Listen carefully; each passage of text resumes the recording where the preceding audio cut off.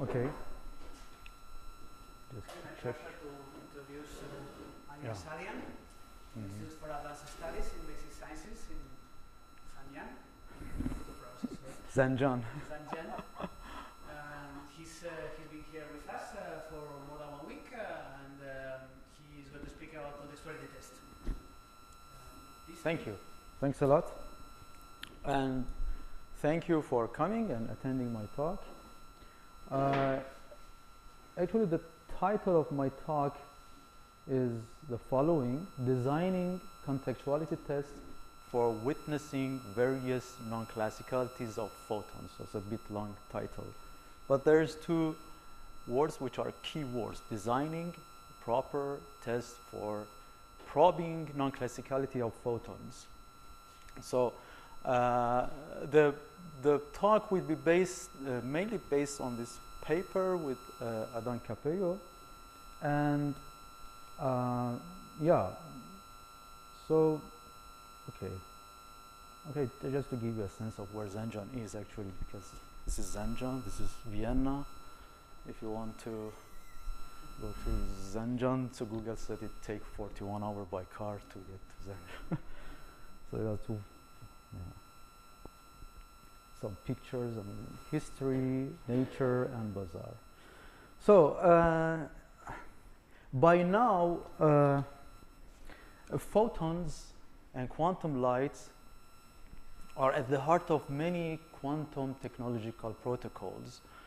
They are very good for quantum communication, traveling very fast, and also for other things like quantum computation, quantum metrology, quantum simulation. Photons are very good. They have a very good scaling property. For example, if you have a single mode or a bosonic mode, you can load it with many photons and have a large dimension.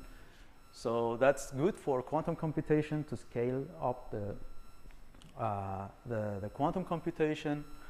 They are very good for sensing and metrology, because they can pick up phase very efficiently, and you can do many kind of phase estimations and so on.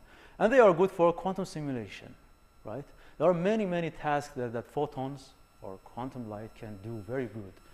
And the question is that what all these capabilities and advantage have to do with the non-classical behavior of photons?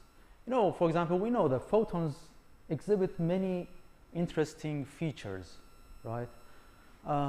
Wave-particle duality, right? The first thing that we are familiar with the photon. Entanglement, bosonic indistinguishability, and a fascinating one called path identity, which is a less known but is very fascinating behavior demonstrated by photons. So these are actually the kind of quantum features that are exhibited by photons. And the question is that how these features play a role in these quantum protocols or quantum advantage. We know many things about this question. For example, we know that entanglements play a crucial role for quantum computation and quantum communication and so on. But the point is that what about the other properties? Wave-particle duality, bosonic indistinguishability, path identity. So actually I want to see, first I'm interested to see how to witness them in a robust way, in a very strong way, these properties. And of course we do have experiments to demonstrate each of these aspects. For example, wave-particle duality can, to my mind, can be best demonstrated by Wheeler delay choice experiment. It's a good demonstration of that. For the entangled photon, you can witness the entangled photons or demonstrate the non-classical behavior of photon with Bell test, and also for demonstrating the behavior of bosonic indistinguishability with a simple setup called Hongo-Mandel setup which captured the bunching and anti-bunching effect of the photons. And also there is this path identity. This is a behavior of photons that are very interesting, that when you align some bosonic modes such that you lose some information about the photons, and then you can generate some coherence into another part of the paths, and then you can get some coherence. So you know, these experiments are, all of them are good, but this entanglement here, we have actually Bell test that is not only actually demonstrating the non-classicality of entanglement, but it's also a kind of a device-independent way of showing the non-classicality of entanglement that are better than the other setups, I would say. So, for example, now the question is that how to explore the non-classicality of the other behavior of the photon, right? So this is the point here.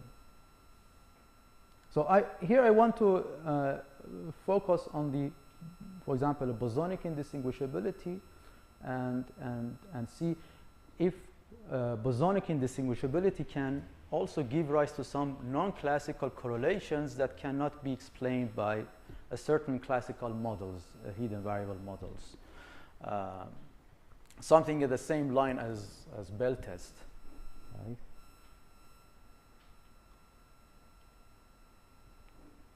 So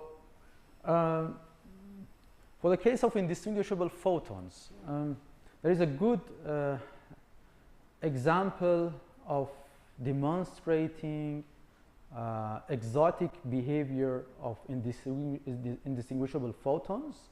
That here we have this setup that you load an optical network with indistinguishable photons, and then you get some patterns of interference that is hard to simulate or reproduce by classical light. Right? This is a prime example of how indistinguishable photons, or bosonic indistinguishability, can give rise to some interesting quantum phenomena. But here, I mean, the question is that, is this phenomenon non-classical in a sense of Bell non-locality, or it can be also reproduced by classical light? Of course, here there is no claim that boson sampling is a non-classical phenomena. You can also generate it with classical light, the interference pattern, but this is hard. I mean, you have to manipulate the classical input state such that it can reproduce the same interference pattern. But it's very hard to find such a classical input state, right? So it's not claimed that this is a non-classical phenomenon in a sense of non-locality that entanglement generates for the correlations. So now the question is that can we find some measurements, okay, relevant measurements, and the correlation between these measurements for indistinguishable photons, such that these correlations cannot be explained by some classical models like non-contextual hidden variable models. So this is an important question actually that I ask now. Why? Because there are some confusions that, due to the analogy between classical coherence and quantum coherence, classical light can mimic quantum light, right, and then give rise to some behavior that seems to be contextual. This is a paper that shows an experiment that how classical light can also behave non-contextuality. Here they say we show that these bounds are indeed not exclusive to quantum theory for any abstract correlation scenario with compatible measurements modeled based on classical wave produced probability distributions indistinguishable from those of quantum theory and therefore share the same bounds. Okay. So, so the point about this scheme is that first, I mean, that the measurement that they implement here is of the following. Actually, the measurement implemented here is just some local detections or local intensities, and the local intensities are so-called the first order coherence that statistically doesn't distinguish between quantum light and classical light. I mean, it's just the first order coherence. In order to distinguish between quantum light and classical light, you need to measure the higher order of coherences, like correlation between intensities, not just local intensities. And so you need really a right measurements to perform and evaluate the correlation between them such that you get some behavior, some data from the correlations that cannot be explained by classical mechanics, or they go beyond classical coherence. So now this is the main question, finding a proper measurement. And of course, you do a measurement if it is a contextuality. You need to do a sequential measurement, for example, right? You have a single system and then you do a measurement sequentially. But there is a challenge. Yeah. So I'm not sure if I read this paper some time ago. It's one where they claim that they can violate CHSH greater than the zero-sum bound with classical pulses, or no, sorry, not greater than zero-sum bound. They can make greater than the classical bound. Well, of course, this is a kind of like a sequential measurement. It's not a spatially separated measurement. So here the joint measurement, the joint probabilities here 0, 0, 0, 1 are read out from individual detectors. So they are not read out from two different detectors. So the idea here is that you have an input state, and then you send it through a network, and then you split the paths of this input state after going from the network, and you call this like the upper path as a plus and lower path as a minus, and then you send each of them into a separate network, and in the end you read out the photons after this second measurement, the second network. And this is actually just local intensities, just local individual detectors that evaluate the joint probabilities, so to speak. But wait. Yeah. The quantum experiment, you're really checking it's a discrete measurement, right? Yes. In the classical experiment, it is not discrete. Yes. Yeah. No, but the idea here is that they don't do a sequential measurement, actually. It's not really genuinely a sequential measurement. You know, the detectors are put at the end of the process. And they have just a hidden assumption that if the photon emerge here in the upper detector, it comes from the upper path, and then it's again from here, from upper path, and you assign it with 0, 0. But you don't have really a measurement here in the first measurement, and then measurement here, a detection here for the second measurement. So I mean, this is the challenge with doing a sequential measurement with photons, because when you detect a photon, you kill the photon, then you cannot have it for the second measurement. So you have to, get around it with some trick, which is similar to that. I understand, but the way they're comparing classical is quantum is like the quantum is a discrete measurement, it's a discrete measurement result. Mm-hmm. Classical is a continuous measurement result. Yes. So they're not really reproducing quantum correlations, because I will know immediately, instead of getting 0, 1 and getting 0.73. The claim is that some averages are equal to the quantum probabilities. Yes. Okay, it's a very I don't like. Then if you can, I read the paper, I'm not a fan. Yeah, yeah. Interesting paper. Yeah, but the key point is that the joint probabilities here are read out from local detectors, and the local detectors count for first order coherence. And at the level of first order coherence, there is no difference statistically. There is no difference between quantum behavior and classical behavior. So yeah, that's the point why here. Classical light and quantum light behave similarly, because at the level of first order coherence they don't differ. It's been rediscovered many times. The fact that if you don't look at all the momenta, then you get the same correlations. Yeah. For example, I mean, a single photon can demonstrate interference pattern in the Mach-Zehnder as the classical light also demonstrates because this interference is just a first order coherence. But if you have a measurement which is second order light, for example, you measure the correlation between the intensities, as we have in the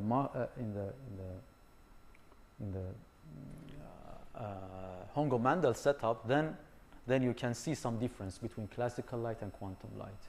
Okay, so when you have a second order coherence measurement. Yeah. So concerning contextuality test with photons, there are two challenges, as I mentioned. First, if you want to measure the photon, you kill it, right? If you want to measure it and you observe it directly by a detector, then you destroy the photon. So it's not possible to have it for the second measurement, right? It's one challenge, and the other thing is that to find a good measurement that capture the quantum nature of light and flash out more information, more information about the characteristic feature of photons. So here we could overcome these two problems by these two techniques. I mean, first, in order to measure the photon, to sense the photon, you can sense it through an ancilla.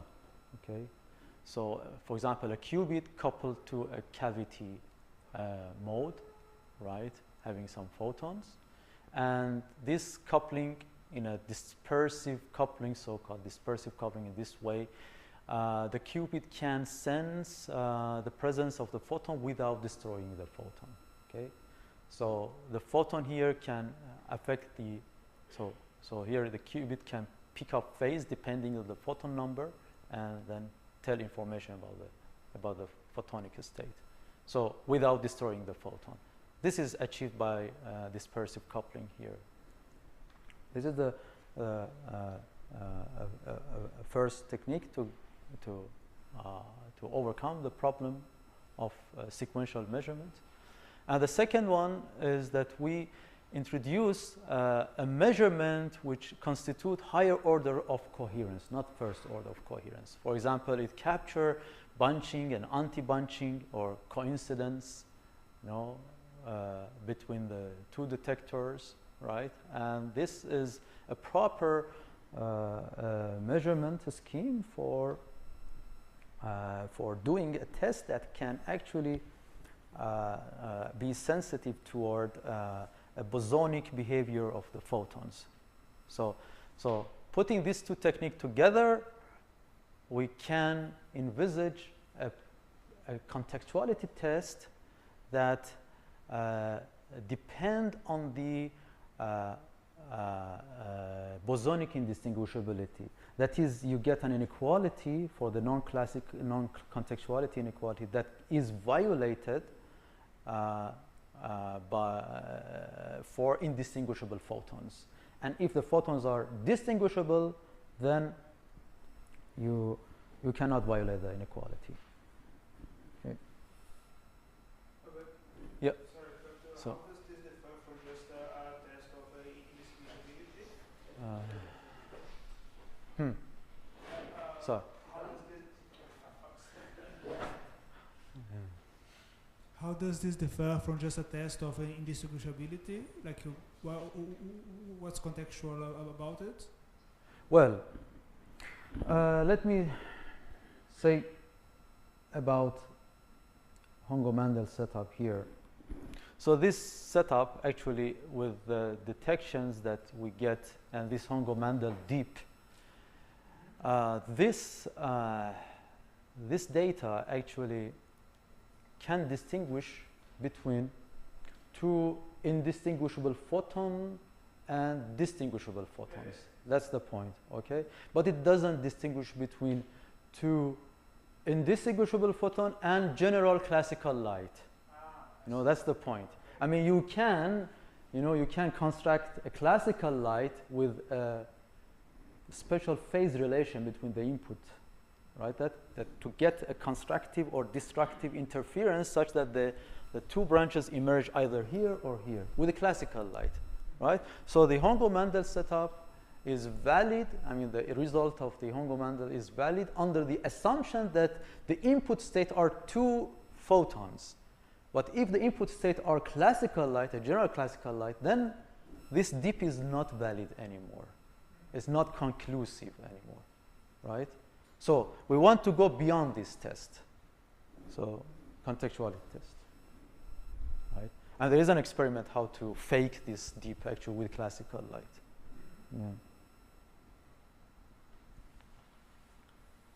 So the general picture of the setup that I will explain for any, probing any property of photons, whether it's a wave-particle duality, indistinguishability, path identity, is captured by this abstract scheme. That you have ancilla, which is observed, and a system of interest that is hidden. You don't observe it. If you observe it, then you kill it, and then you don't. So, but there is a coupling between the ancilla and the hidden system, such that the ancilla gets some information about the hidden system, and you measure or you observe the ancilla only. So this is the general picture, abstract picture that illustrate all of what I am doing now.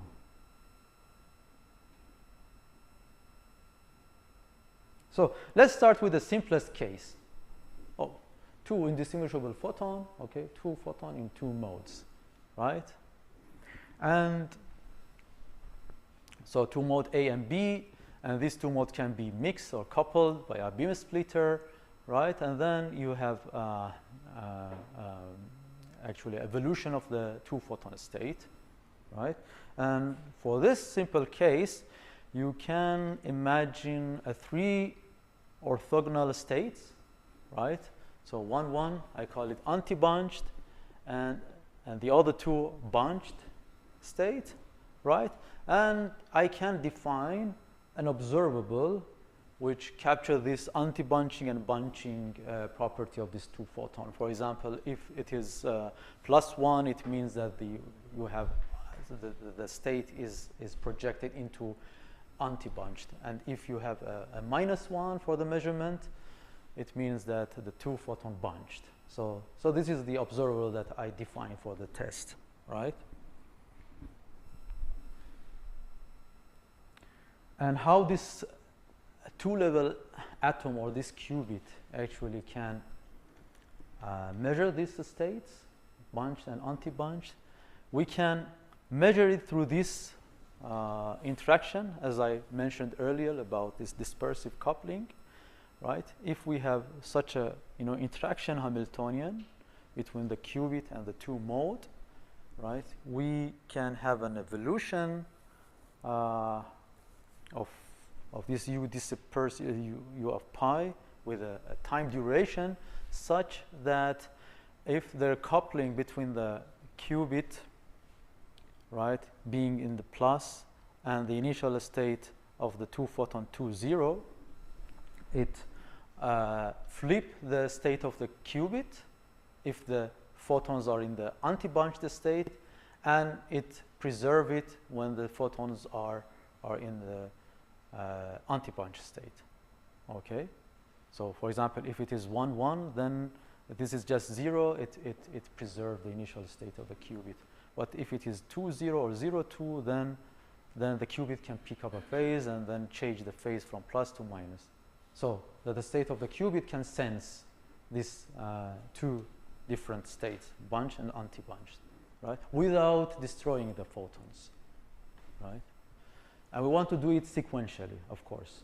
You know? And of course, we can rotate this observable, right? This observable A0, you can rotate it. You can rotate this projector by a beam splitter, and then you have a more general measurement AJ in this way, okay? And then you can measure AJ with this qubit, of course. So, so now we have everything for doing a sequential measurement, actually. Actually, this type of measurement that I just mentioned is already implemented in the circuit QED setup, so it's not hard to do it. I mean, it's within reach and it's already implemented, and this is exactly the data from the experiment.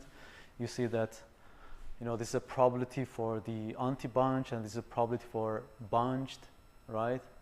And this is modulated by theta, the displacement, beam splitter parameter, right? And you can do it actually with a high precision. So now we can do a sequential measurement and implements some of the interesting non-contextuality inequality. One of the simplest case of non-contextuality inequality is so-called KCBS inequality due to this paper, a simple test for hidden variable in spin 1 system. It can be demonstrated by, you know, a quantum system as small as a 3-level system, right? So a spin 1 or 3-level system. So in this inequality, you have 5 different observables, and you have a pair of measurements which are performed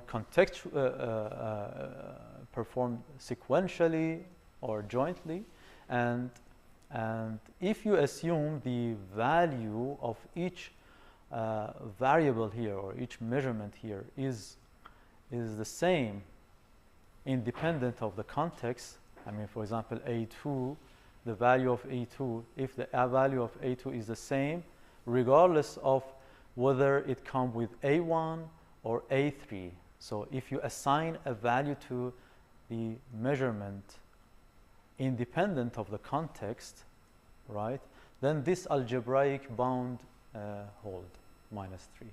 So this is the assumption behind this inequality. So non-contextual value assignment impose this statistical constraint into this set of correlations, right? Good. Of course, if the values are not deterministic but probabilistic, what you can assign a global joint probability for the values for, you know, V1, V2, V3, 4, and V5. Still, this algebraic bound exists. I mean, it holds. So if you have a global joint probability, then this is still hold for probabilistic variables, right? Which is due to the Fine theorem, it's called, right? Okay, so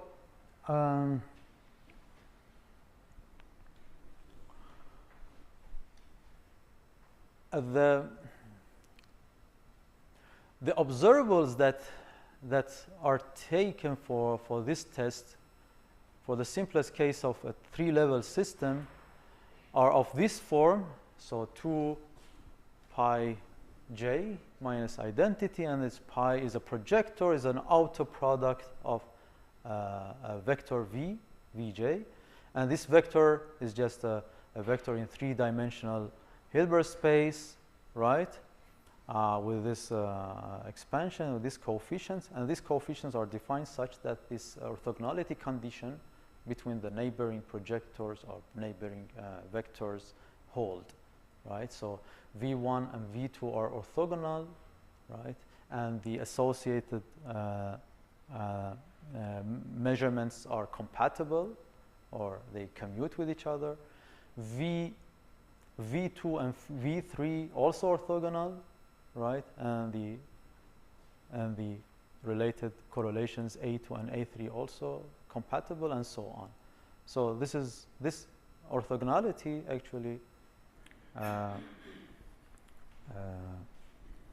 gives compatibility between the observables, right? So we can actually we can realize these measurements and these vectors with these two photons, as just I mentioned, right? With these two photons, and then this will be the basis, okay, vector basis, and we can expand these projectors or these vectors in terms of this vector basis, right? So then we can do a sequential measurement of Aj and Aj plus 1 for a given initial state, right? And this correlation is read out from the qubits, qubit A and qubit B. Of course, we can do it in this way, of course, right? I mean, 2 qubits and these 2 qubits, you read out the result of the 2 qubit measurement, which actually evaluate this correlation between Aj and Aj plus 1, right? And interestingly, that if you want to get a correlation value for the correlations that are optimal and get maximum violation, this highly depend on the bosonic nature of the 2 photons that you have. I mean, so here, when you load the system with 2 photons being in each mode, right? And then you do these unitaries sequentially, for example, here and here, via beam splitter, of course. This beam splitter can create a bunching state, and this bunching state become orthogonal to this state 1, 1, and then you get you get this probability plus given plus to be 0. So then this result is crucial to get the maximum violation, and this depends on the bosonic bunching effect. So this is the curve that we get for this inequality that I mentioned, and we get a maximum violation when the 2 photons are perfectly indistinguishable. So 1, 1, and this eta is just a quantity that captures the distinguishability, or it quantifies the distinguishability. The higher eta is, the more distinguishable the photon becomes, right? So if eta is 0, the 2 photons are perfectly indistinguishable, and they lead to a maximum violation of the inequality. And if the 2 photons get distinguishable, then this violation of the non-contextual inequality degraded, suppressed, and you don't get a violation anymore. So here we see that how the violation of the contextuality inequality depend on the indistinguishability between the photons, right? And this is actually a test of indistinguishability between photons which go beyond Hongo-Mandel, meaning that you cannot get a violation with a classical light here. Whatever the relative phase between the classical light is. So that's, we can show it here. Of course, we can use another inequalities like state-independent contextuality, or U and O state-independent contextuality that actually you get a violation of the non-contextuality inequality for any state, So that's why it's called state-independent contextuality. Right? This is we can show it. We can see this violation also here for this type of contextuality, state-independent contextuality. Right? So yeah, this is what I just mentioned, that you can fake the Hongo-Mandel dip with the classical light. There is a paper did that. I mean, near 100% two-photon light coincidence visibility dip with classical light, and the role of complement. So this is what they did actually. But you cannot violate this inequality with the trick that they use. It is used here in this paper. So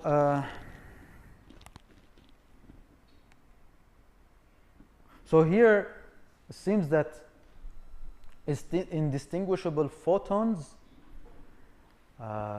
generate some correlations that are not possible to create with classical light. Very much like the entangled photon creates some correlations that are not possible to generate with local hidden variable models or classical models.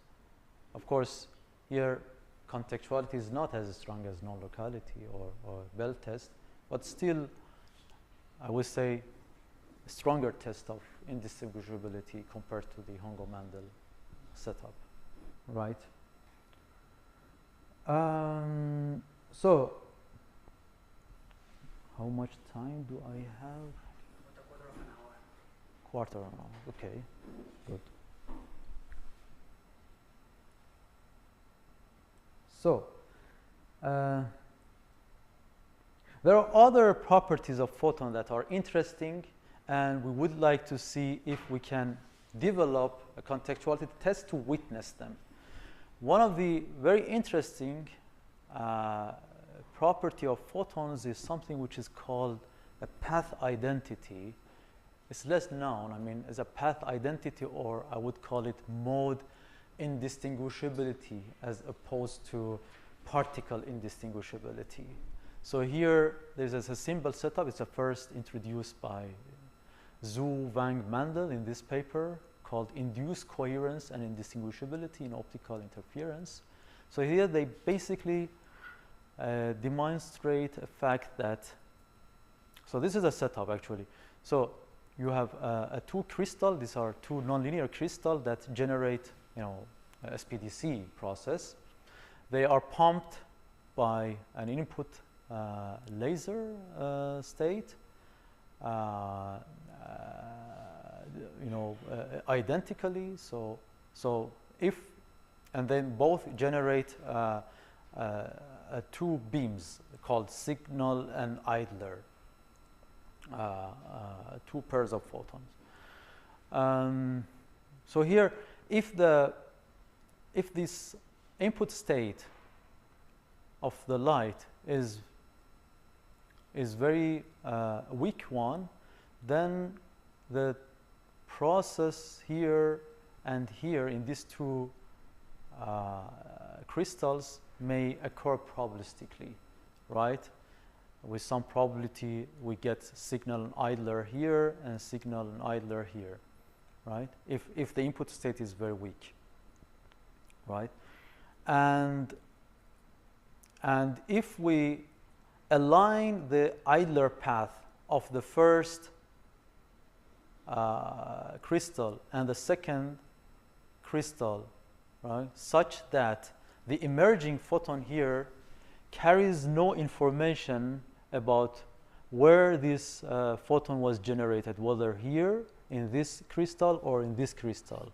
When you align these modes and establish this mode indistinguishability or path identity, then you lose some information about the origin of this photon coming from here, right?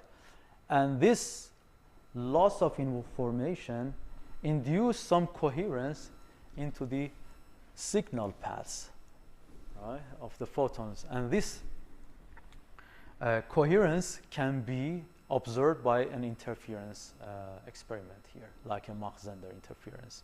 And this effect is a basis of many applications like imaging, quantum imaging, and so on, that is done by Zeilinger group. And there is a very nice review paper on this effect here in this paper. And the question is that, okay, there is a debate to what extent this experiment is quantum, or this behavior is quantum, to what extent, right?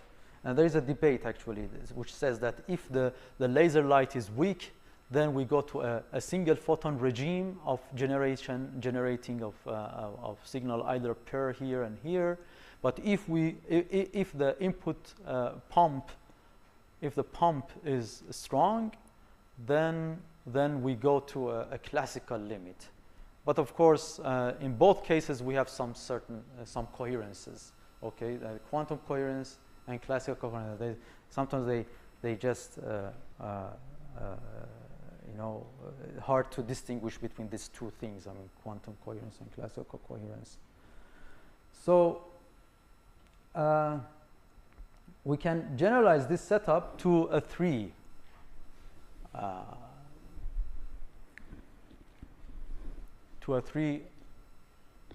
crystal, non-classical, non-linear crystal, and realize a three path, okay, a coherence or a Q-trit, to realize a Q-trit, and then we can do some tests like a contextuality test or KCBS inequality.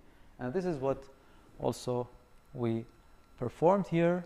So when we have three crystals, then we can realize some interesting observables that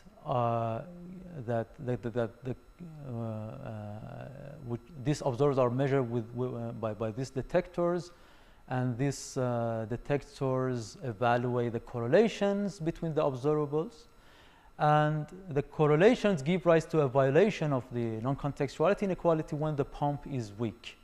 Here is the alpha. If the pump is strong, then we don't see a violation anymore, suggesting that when the alpha is small, we go to a single photon regime and a non-classical superposition, or photon being in a two path simultaneously, rather than a two light or classical light being in a superposition. So these are two different actually reality, so which can be distinguishing but by this violation, right? So this is one. So this violation can point to mode indistinguishability or path identity. The other test that we also designed is something which actually try to witness the wave-particle duality of the single photon. So maybe there is a general question here, is that how can we certify that we have a single photon? I mean, how really be sure that we have a single photon? Is it enough if the detector just click, then this tells us that we have a single photon, or we need a more sophisticated measurements that to certify the existence of the photon, right? Because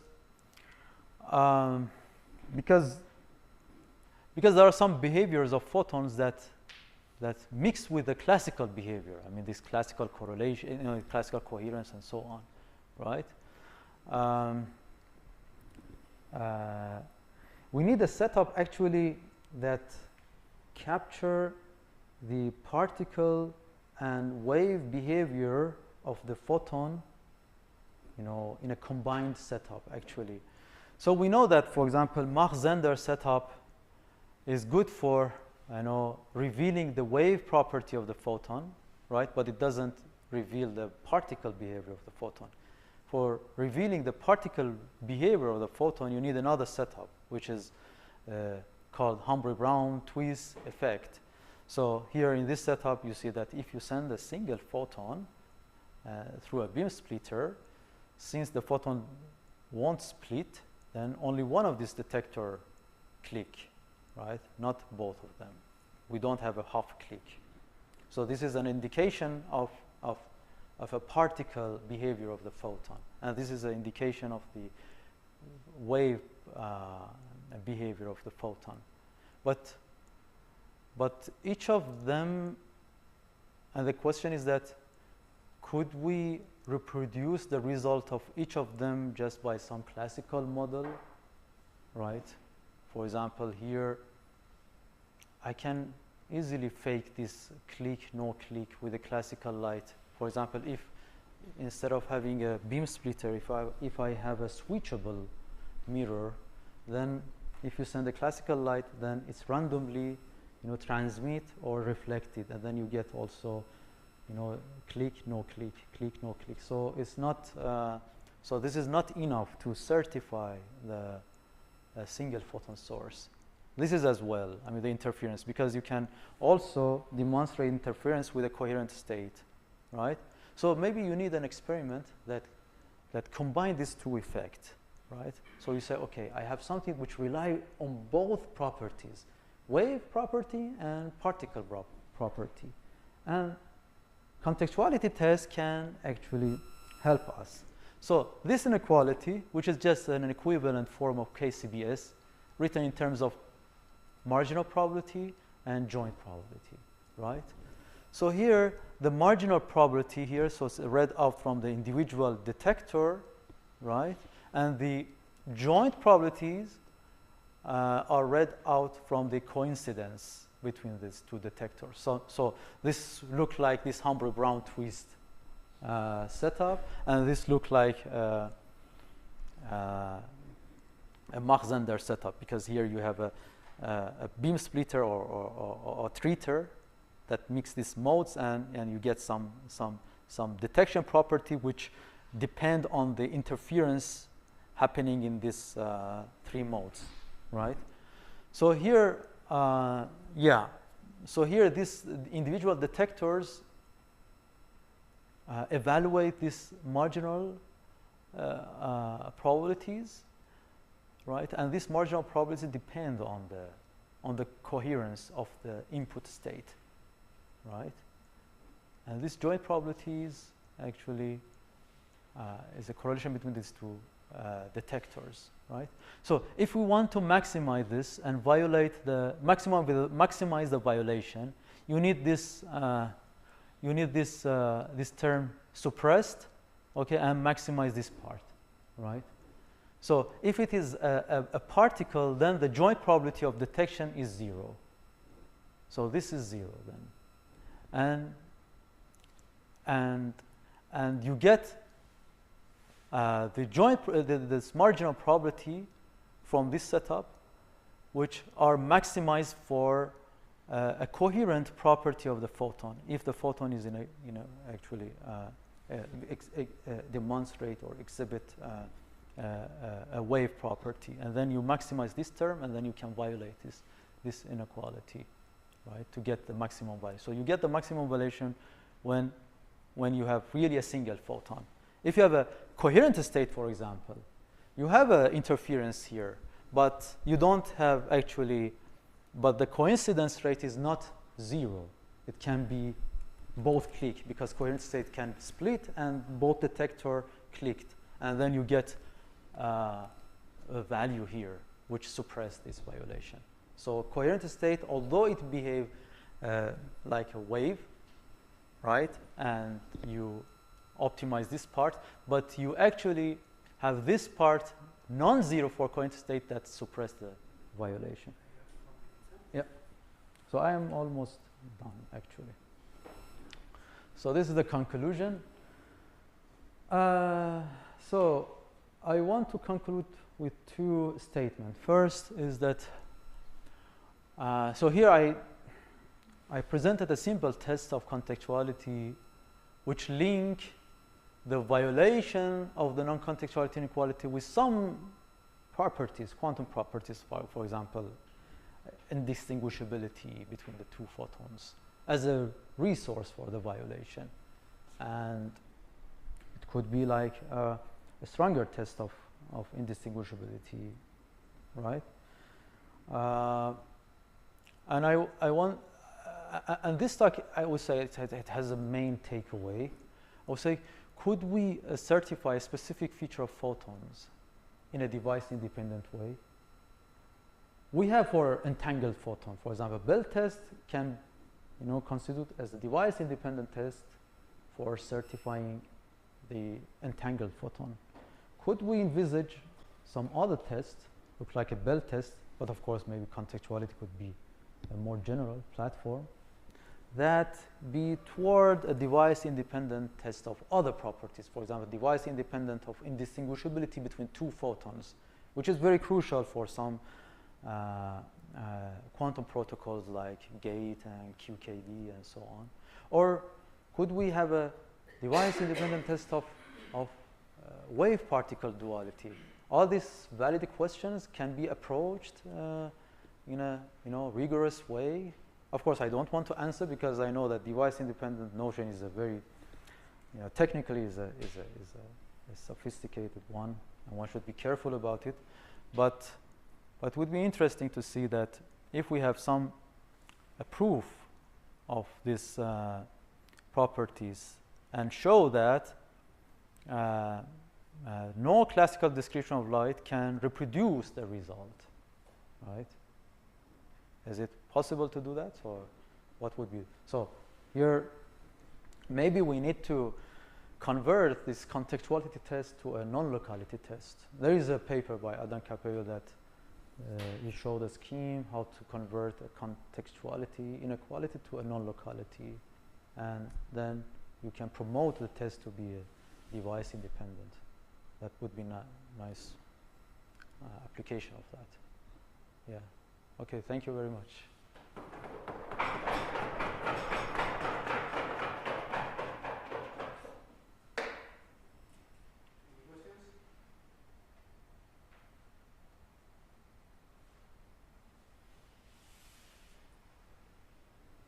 Some of the tests that you showed, right? I mean, the goal was to show that there was something non-classical, right? I mean, in the setup that you had. But because you're using contextuality, you're assuming that certain measurements are compatible. Yes, so exactly. In this phase, you can explain all the results, right? With yes. But you cannot test this assumption, right? There's no compatibility. Yeah. Of course, you can test it from the marginals. If the marginals of these joint probabilities coincides with the single-shot measurement, then you can assure that they are. I could give you like some classical computer. Yeah. And then you do whatever measurement. It just has a record of what you're doing, and it's always output in the quantum result. So the marginals will be the same. But now you will get whatever, right? I mean, yes. The system is classical, right? I mean, so it's not. Of course, this is the way to simulate contextuality with the classical system, and this is actually the downside of contextuality compared to Bell non-locality test. That's right. I mean, that's why I said that. I didn't claim that this would be a test of device, and we need really to go further for a Bell test to have a result that can never be reproduced by classical description. For example, adding memories, or what you said. So that's yes. But at least what I showed here, for example, here in this violation, you cannot violate it with coherent states. This is what I am sure. I mean, at least it's stronger than Hongo-Mandel setup. So it's a one step, forward. But to have a test which cannot be reproduced by a general classical model, then of course we need to have a stronger test than contextuality. Yeah. Of course, the Bell test is a prime example. It's a prototype test for any device-independent test or self-testing. Yeah. Okay. So, no more questions? I think somebody in we have two microphones. Can you return to the slide PCBS is you want to this. This one? Yes. Yeah, okay. I'm a little confused because here you want to use the probability of Vg and Vg plus 1 to prove the particle behavior. Yes, this. I think you know in the contextuality Vg and Vg plus 1 are two compatible variables.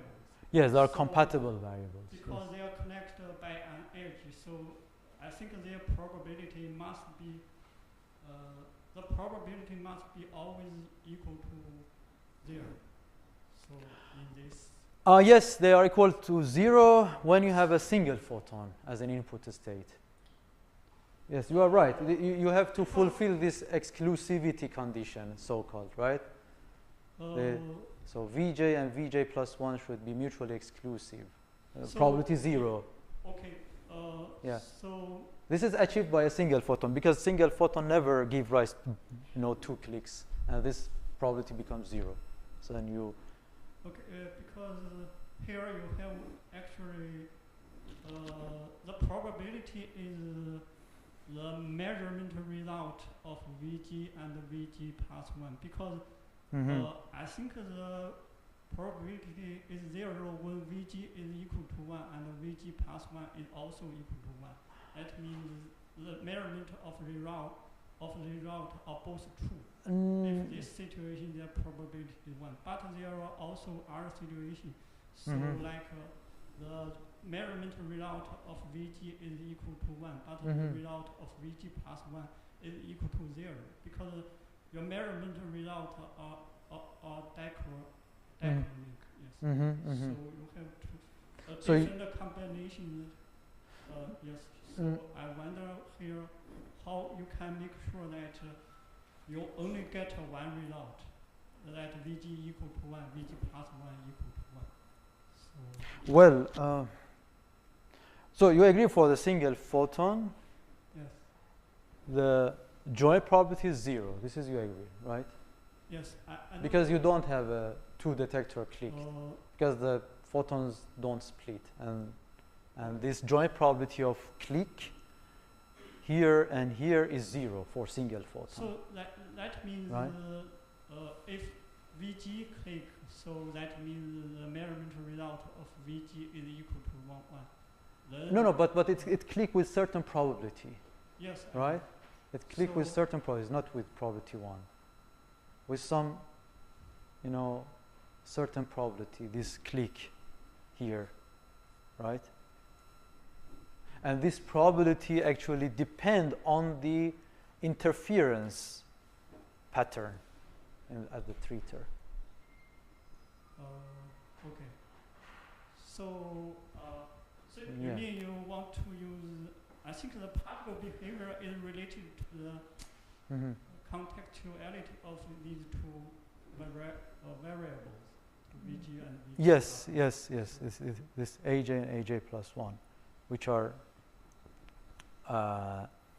are implemented by this network, Uj dagger and then detector and Uj. So this is actually the abstract picture, as I mentioned. So we have a mode that is observed and some hidden modes. And you can also check the compatibility from the marginals. So the probability that you get here, for example, the probability you get here for the marginal is the same whether there is a measurement preceding it or not. Okay, coming before or not. Okay. So this compatibility is established here. I mean, the P of Vj, and so here is the same whether this measurement is implemented before or not. We have it in this setup. Okay. So we have compatibility, and this is also 0. And these values are such that, for single photon, are such that give a maximum violation, square root of 5.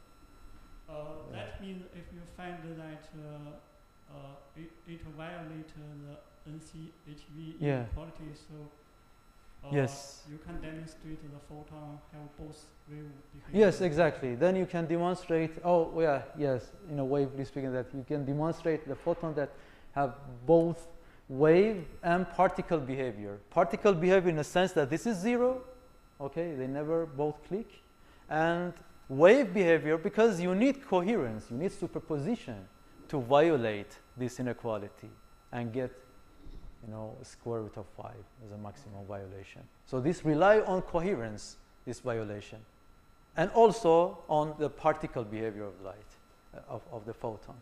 So this is kind of a combination of the Humphrey-Brown twist and Mach-Zehnder setup. That's why I call it multimode Humphrey-Brown twist interferometry.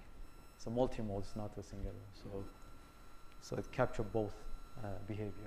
Okay, I don't know if this can be really a appealing demonstration of single photon sources. And I don't know if this is a valid question to say what would be the device independent. Okay, test of. So, time, so